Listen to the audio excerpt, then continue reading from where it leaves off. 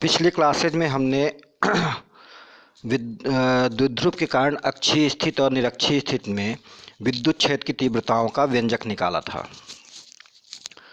और मैंने आपको बोला भी था कि आप इसे अच्छे से रिवाइज कर लीजिएगा, और इसका कारण भी आपको बताया था कि इस तरह के व्यंजक आपको पूरे 12th की फिजिक्स में कई कई बार मिलने हैं। तो मैं उम्मीद करता हूं कि आप लोग इसे कई बार कॉपी में लिखकर रिवाइज कर लिए होगी, अच्छे से आपसे ये बनने लगा होगा। और अगर नहीं भी बन रहा है तो अगले 2-3 दिन तक आपको इसे बार बार लगाने की कोशिश करना है, ठीक है ना, ताकि आपसे ये अच्छे से बनने लगे। मैं थोड़ा सा आपको याद दिलवा दूं कि अक्षीय स्थिति में आपका जो व्यंजक आया था वो क्या आया था। E बराबर 1/4 पाई एप्सिलॉन 0 2p/r का क्यूब। इसी प्रकार लंबार्धक पर निरक्षीय स्थिति में जब हम लोगों ने व्यंजक निकाला था तो आपका क्या आया था, E बराबर 1/4 पाई एप्सिलॉन 0 p/r का क्यूब। ध्यान रखिएगा दोनों में अंतर ये था कि अक्षीय स्थिति में 2p आता था और निरक्षीय स्थिति में केवल p आ रहा था। ठीक है, चलिए आज आगे की क्लास स्टार्ट करेंगे। हालांकि आज आगे की क्लास में आपको मैं कुछ अंकीय प्रश्न यानी न्यूमेरिकल टाइप के क्वेश्चन लगवा रहा हूँ। ये न्यूमेरिकल कई बार कई एग्जामों में पूछे गए हैं, इसलिए इन्हें ध्यान से देखिएगा। तो आगे की क्लास में सबसे पहले हम द्विध्रुव आघूर्ण, आपको ध्यान होगा आपने निकाला था P बराबर Q इंटू 2L, है ना, यानी कि द्विध्रुव आघूर्ण बराबर क्या होता है, आवेश गुणे दोनों आवेशों के मध्य की दूरी। तो उससे संबंधित एक आध दो क्वेश्चन लगाते हैं, देखिए द्विध्रुव पर आधारित। तो पहला प्रश्न आपके लिए है, यदि किसी द्विध्रुव को मध्य बिंदु से 90 अंश, सॉरी यहाँ पे समकोण लिखा होगा, आप लोग समकोण इसे पढ़िएगा, समकोण पर मोड़ दिया जाए तो नए द्विध्रुव का द्विध्रुव आघूर्ण क्या होगा। तो देखिए आपके सामने एक द्विध्रुव ए बी बना हुआ है, जिस पर ए बिंदु पर प्लस क्यू आवेश और बी पर माइनस क्यू आवेश रखा है। ऊपर वाला चित्र देखिएगा अभी, और इसकी पूरी लंबाई अगर 2L है तो मध्य बिंदु से आधी लंबाई L और बाकी आधी लंबाई आपकी क्या हो जाएगी, L हो जाएगी, ठीक है ना। तब इस कंडीशन में इसका जो द्विध्रुव आघूर्ण आएगा P बराबर Q इंटू 2L आएगा, है ना, द्विध्रुव आघूर्ण की परिभाषा से। समीकरण फर्स्ट। अच्छा, परीक्षा में जब आप सॉल्व करोगे या किसी कॉपी में सॉल्व करोगे तो यहाँ पे आप लोग लिख दोगे द्विध्रुव आघूर्ण की परिभाषा से P बराबर Q इंटू 2L, समीकरण फर्स्ट।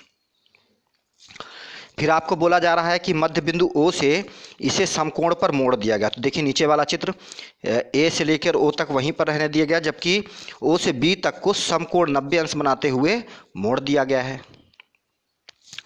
तब इसका नया द्विध्रुव आघूर्ण निकालने से पहले आपको थोड़ा सा यहाँ पे पाइथागोरस में लगाना होगा, क्योंकि हमें आवेशों के मध्य की दूरी चाहिए होगी, और आवेशों की मध्य की दूरी ये एक समकोण त्रिभुज बन रहा है, निकालने के लिए हमें पाइथागोरस में इसमें लगाना पड़ेगा। तो देखिए इस समकोण त्रिभुज का लंब यल है और आधार क्या है, यल। तो कर्ण बराबर कर्ण का वर्ग बराबर लंब का वर्ग धन आधार का वर्ग, यानी कि यल स्क्वायर धन यल स्क्वायर। कर्ण का स्क्वायर हटाओगे तो दूसरे साइड अंडर रूट लग जाएगा, तो under root L square plus L square होगा, और L square plus L square बराबर अंडर रूट 2L स्क्वायर होगा। अब चूंकि यल का स्क्वायर है तो यल बाहर आ जाएगा, तो कर्ण की लंबाई कितनी आ जाएगी, यल अंडर रूट 2, ठीक है।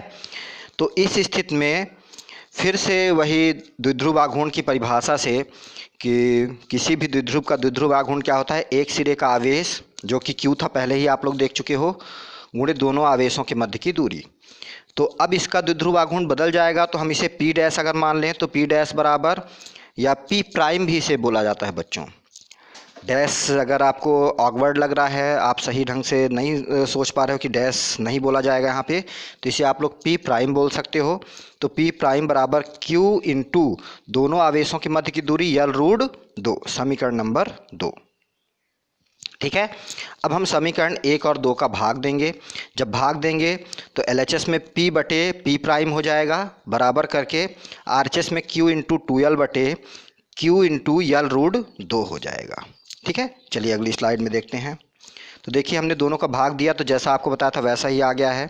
तो यहाँ पे Q से Q कैंसिल आउट हो जाएगा, यल से यल कैंसिल आउट हो जाएगा, तो आपका क्या बचेगा, 2 बटे अंडर रूट 2। देखिए यहाँ पे ठीक है। फिर अपन हर का परमेयीकरण करेंगे तो √2 का गुणा हर में हो जाएगा और √2 का गुणा अंश में भी। तो अंश में क्या बचेगा, 2√2 और हर में √2 गुणे √2 बराबर 2। तो 2 से 2 कट जाएगा आपका, तो क्या बचेगा, केवल √2।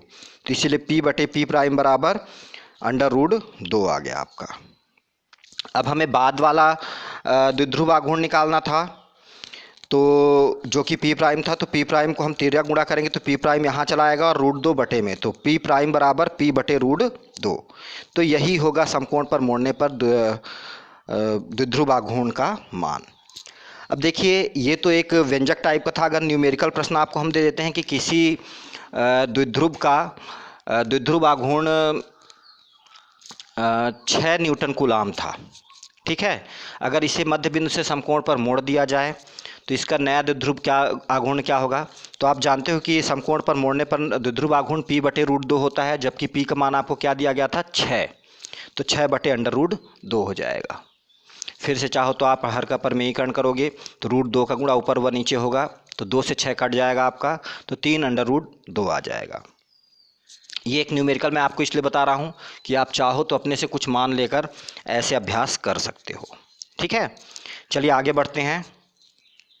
अगला क्वेश्चन आपके लिए है कि यदि द्विध्रुव को अर्धवृत्ताकार मोड़ दिया जाए तो द्विध्रुव का नया द्विध्रुव आघूर्ण क्या होगा, बताइए। तो वही चीज़ है, एक द्विध्रुव अपन मानते हैं AB, जिसकी लंबाई 2L है और इस पर +Q व -Q आवेश रखा है। तब द्विध्रुव आघूर्ण की परिभाषा से इसका द्विध्रुव क्या आ जाएगा, P बराबर Q इंटू 2L, समीकरण नंबर फर्स्ट। इसके बाद हमने क्या किया, इसे अर्धवृत्ताकार मोड़ दिया है। तो ध्यान से देखिए, जब अर्धवृत्ताकार मोड़ोगे तो ये लंबाई चूंकि 2L थी, तो अर्धवृत्त की लंबाई भी आपकी क्या मिलेगी, आपको 2L ही रहेगी, है ना। पर अब आवेशों के बीच की जो दूरी होगी वो इसके व्यास के बराबर हो जाएगी, ठीक ना, अर्धवृत्त के व्यास के बराबर, है ना। तो अब जो दूरी हम निकालने जाएंगे, तो चूंकि वृत्त की पूरी परिधि 2πr होती है, तो अर्धवृत्त की परिधि उसकी आधी हो जाएगी, यानी कि πr। तो जो πr होगा, यहाँ से यहाँ तक की लंबाई πr होगी त्रिज्या के पदों में, जबकि लंबाई आपको इतनी कितनी दी गई है, 2L। इसीलिए πr बराबर किसके आ जाएगा, 2L के।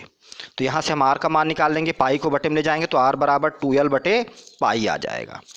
पर ये r जो है केवल आधी दूरी बस होगी बच्चों, त्रिज्या। पूरी दूरी आपकी क्या होगी, व्यास। तो पूरी दूरी निकालने के लिए आप लोग जानते हो d बराबर 2r के होता है ना।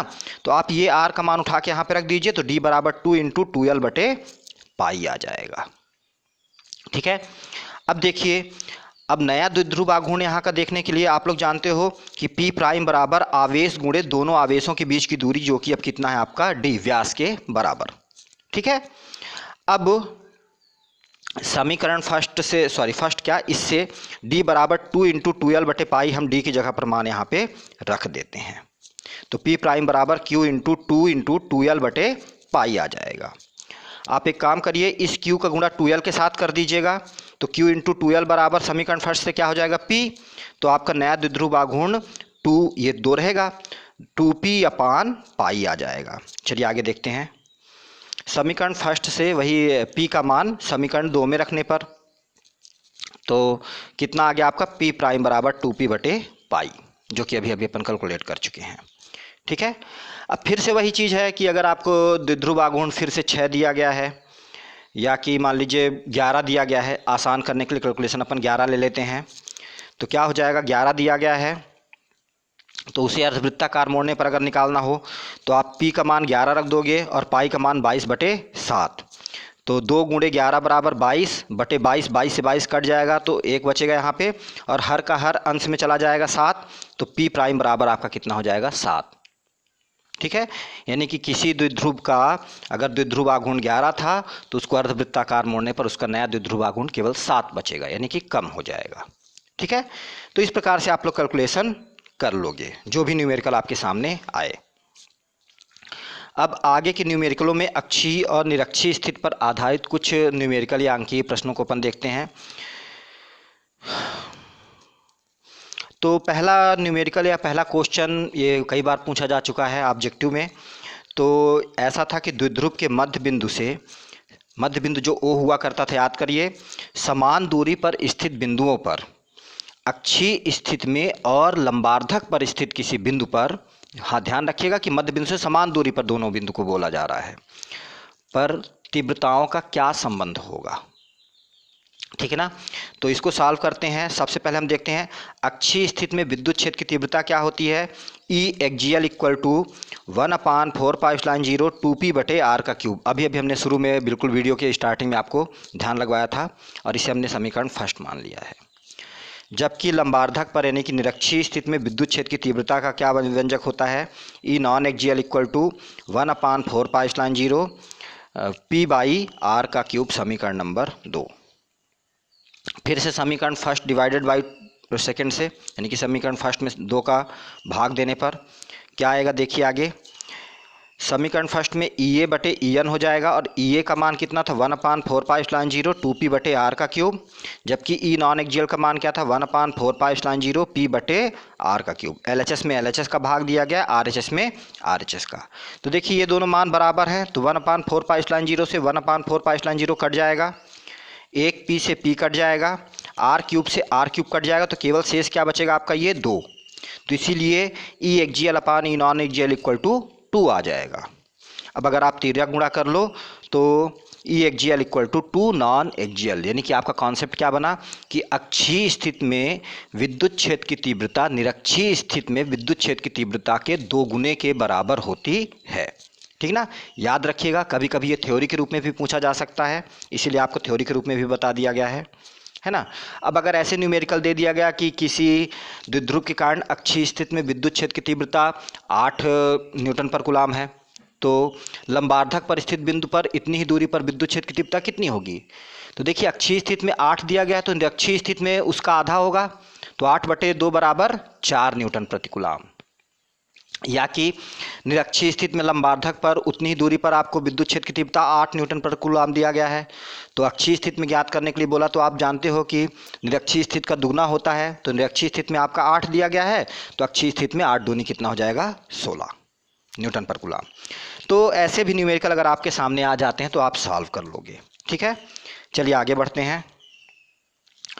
इसी से संबंधित कुछ न्यूमेरिकल मैंने दिया है। तो देखिए किसी द्विध्रुव का आवेश 2 कूलाम है तथा इसकी लंबाई 0.3 मिलीमीटर है।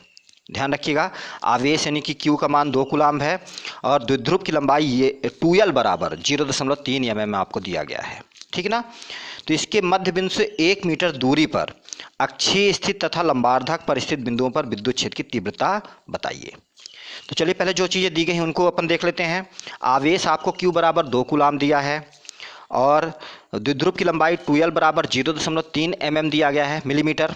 और अगर मिलीमीटर में कोई चीज़ दी गई है उसे मीटर में बदलना है, SI मात्रक में बदलना है, तो हम किसका गुणा करते हैं 10⁻³ का। तो इसीलिए इसकी लंबाई 0.3 × 10⁻³ मीटर हो गई। फिर दूरी आपको क्या दिया गया है 1 मीटर, है ना। तो आइए पहले इसका अपन लोग द्विध्रुव आघूर्ण निकाल लेते हैं।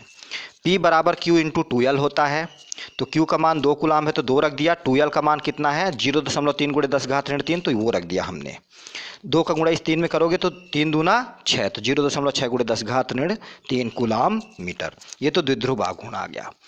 आगे के कैलकुलेशन के लिए एक चीज़ आप लोग कल्पना करके देखिए अपने आसपास में कि अगर कोई लंबाई मिलीमीटर में दी गई है और दूसरी लंबाई आपको मीटर में दी गई है, तो कल्पना करके देखिए कि मिलीमीटर एक स्केल के सबसे छोटे वाले भाग के बराबर होता है, जबकि मीटर आपके 1 गज कदम के बराबर होता है। तो जो मिलीमीटर वाली लंबाई है वो मीटर वाली लंबाई की अपेक्षा बहुत ही कम है ना। तो इसीलिए यहाँ पे हमने आपको लिख कर दे दिया है कि यल का मान जो है वो बहुत बहुत बहुत कम है आर से। तो इसीलिए इस स्थिति में हम विद्युत क्षेत्र की तीव्रता ज्ञात करने के लिए हम वो स्थिति लगाएंगे जब हम आर का मान एल्स की अपेक्षा बहुत ज़्यादा लेते थे। तो यहाँ पे अक्षीय स्थिति में निकालने के लिए हम क्या लेंगे, E axial equal to 1/4π0 2p/r का क्यूब। अगर सारे मान आप प्लेस करिए तो इसका मान क्या होगा 9 × 10⁻9 गुणे 2 तो पहले से ही है तो 2 यहाँ पे उतार लिया, और P का मान अभी आपने कितना निकाला है 0.6 × 10⁻³ और R का मान 1 मीटर था, तो चूंकि यहाँ पे R का क्यूब है तो 1 का क्यूब हमने लिख दिया। और 1 का क्यूब बटे में है तो 1 आएगा और 1 को बटे में नहीं लिखा जाता है। तो आगे के कैलकुलेशन में आपके पास क्या क्या बचेगा, ये पूरी संख्या और अंश वाली पूरी संख्या। तो देखिए यहाँ पे 6 दूनी 12 यानी कि 1.2 और 1.2 का गुणा 9 में आप करोगे तो कितना आएगा, 12 नहीं है 108 है ना। तो चूंकि एक अंक के बाद दशमलव है तो इसलिए 10.8 लिख दिया। और घातों का कैलकुलेशन कर लीजिए, 10 की घात 9 गुणे 10 घात ऋण 3 है, आधार समान है, गुणा करना है तो घातें आपस में क्या होंगी, जुड़ जाएंगी। तो 9 ऋण 3 बचेगा, तो 9 में से 3 गया तो कितना बचेगा, 6। इसलिए अक्षीय स्थिति में 10.8 गुणे 10 घात 6 न्यूटन प्रति कूलाम। ठीक है बच्चों, समझ में आया, ध्यान से देख लीजिए। अब अपन चर्चा करते हैं, अगर निरक्षीय स्थिति में निकालना होगा तो आपको अभी अभी बताया जा चुका है कि निरक्षीय स्थिति में विद्युत क्षेत्र की तीव्रता अक्षीय स्थिति की अपेक्षा आधी होती है ना। यानी कि E non axial E N equal to E A बटे 2 होता है।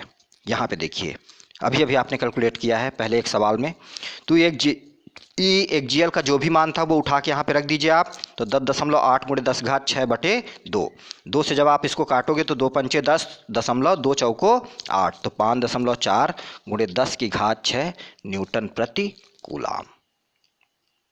समझ में आया ये न्यूमेरिकल, अच्छे से अपनी कॉपी में इसे हल करिएगा। आगे बढ़ते हैं, आपके लिए एक होमवर्क मैंने दे दिया है, सेम इसी तरह का क्वेश्चन आज के लिए। एक द्विध्रुव का आवेश 3 कूलाम्ब है तथा इसके मध्य की दूरी 0.2 मिलीमीटर है, ठीक है ना। इसके मध्य बिंदु से 2 मीटर की दूरी पर अक्षीय तथा लंबार्धक पर स्थित बिंदु पर विद्युत क्षेत्र की तीव्रता ज्ञात कीजिए। मैं एग्जैक्टली वही क्वेश्चन आपको दे रहा हूँ जैसा क्वेश्चन मैंने आपको यहाँ पे लगवाया है, ताकि आप आसानी से लगा सकिए। और इसका आंसर आप या तो व्हाट्सएप डिस्कशन ग्रुप में या फिर मुझे कमेंट के माध्यम से ज़रूर बताइए। आज की क्लास थोड़ी छोटी थी, इसका रीज़न ये है बच्चों कि अक्षीय और निरक्षीय स्थिति को आपको बहुत अच्छे से तैयार करना है। कुछ बच्चों का तो तैयार हो गया है, कुछ का नहीं। और दूसरा ये न्यूमेरिकल है, ये जब आपसे अच्छे से बनने लगेंगे, आप इसका आंसर मुझे बता दोगे, तब मुझे समझ में आ जाएगा कि आपसे बनने लगा है। तो मैं आगे के न्यूमेरिकल या फिर आपके आंसर देने की फ्रिक्वेंसी पर निर्भर करेगा, है ना, कि मैं आगे आपको क्या करवाऊंगा, न्यूमेरिकल करवाऊं या आपको थ्योरी पढ़ाने जाऊं। ठीक है, तो ये होमवर्क आप लोग कर लीजिएगा। आज के लिए बच्चों इतना ही। अब मिलते हैं कल अगले वीडियो के साथ। कल हो सकता है सुबह ही आपके लिए वीडियो आ जाए। चलिए, धन्यवाद।